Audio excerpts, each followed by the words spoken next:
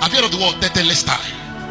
Tetelestai. The last word the Messiah cried on the cross. That's is a Christian word, and that word in the original sense is a military term, meaning that the job is finished, the evil is conquered. That is to say, it's telling you that the victory is already won. Tetelestai. Job is finished. The commander goes to his general with his platoon, and they go and they say tetelestai. The job is complete. There is nothing else remaining. We have torn the city. We have pressed them down. We have taken away the spoils of war. Look at the spoils of war here. That was what Jesus cried. Tetelestai. On the cross, he went to he cried from there. Said, Father, the job is done. And when you cry tetelestai, it has to do with the concept of warfare, meaning there was an opposing party, and then you have defeated them. You have spoiled them of their goods, and now you are with the victor's crown. It's not that the battle is still ongoing, no. It's that the victory is won. So that thing Jesus cried there is a shout of our victory. Oh, the devil has troubled you so much in the secret place, and you remember the words of Jesus. Tetelestai, it is finished. So Jesus goes ahead and says, that is born of God overcomes the world.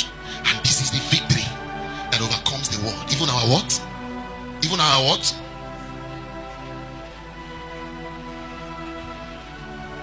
This is the most sensitive season. It's a time of reflection. So I said the difference between his resurrection and the resurrection is that Christ, listen, he died bodily. He rose bodily. He resurrected. That was for him. The resurrection we have to do with the ecclesia as a community. Jesus has first of all tested of the resurrection as the firstborn from the dead, the first begotten of the Father. He has first tested this thing, that the reality is certain. He has entered the reality, which is a picture that the possibility is open to us. So he said it pleased him to bring many sons. You see a few sons. When you hear that word, we shall be many. It is him saying that it pleases him to bring many sons into glory. That glory is the glory of the resurrection in Hebrews. So the resurrection is that all of us, as it were, at the sound of the trumpet, he said the dead in Christ will hear the voice of God, and we which are alive and remain shall be caught up with him together in the clouds. And then transformation, metamorphosis will take place there. Metamorphosis. That is a place where mortality puts on immortality. That is the place where even they that have gone ahead of us are still waiting for perfection. Hebrews said they are all waiting for perfection. Both Abraham, David, Daniel, all the heroes of faith in Hebrews 11, you see, they are all waiting for this perfection. The perfection is that changing, that experience of the resurrection. So when you see even those spirits on the other side, those ones that have been with the Lord, served the Lord, David and all that body we are talking about, they have not put it on. They are still waiting for us. Hebrews say without us, they cannot be made complete. It's not a Bible study. If not, I would have been checking verse by verse. You know how we do it here? So Paul and all of that, they are waiting for us to enter perfection. All of them. All the heroes of faith. They are waiting for us in the resurrection, where this mortal is swallowed up by immortality, and then we no more have limitations. We no more have limitations.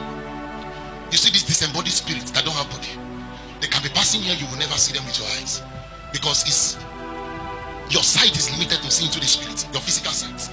It's unless they take a body form that you can see them. So in that scenario, we are both spirit and we are both flesh, but the flesh is not this flesh, you know. This flesh I have heard can need paracetamol. It's not this flesh. What was the difference between the Jesus John the beloved was sitting by his side and laying on his chest, and the Jesus he saw in Revelations, and then he fell down as a dead man? What was the difference? What was the difference between that Jesus that the disciples know that they need hard question, they need to ask John to ask Jesus? The Bible says John always lays down on his chest. But when the resurrection had happened, when John had an encounter with him, when John saw him, the Bible says he fell as a dead man. The eyes like fire, the face 10 times brighter than the sun, hair like wool. The glory, mortality could not even stand.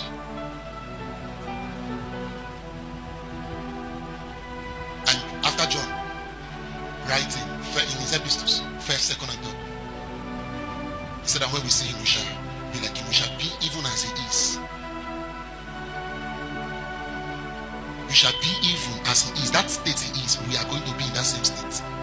What greater promise is there to that? Huh? What greater blessing is there to that compared to that?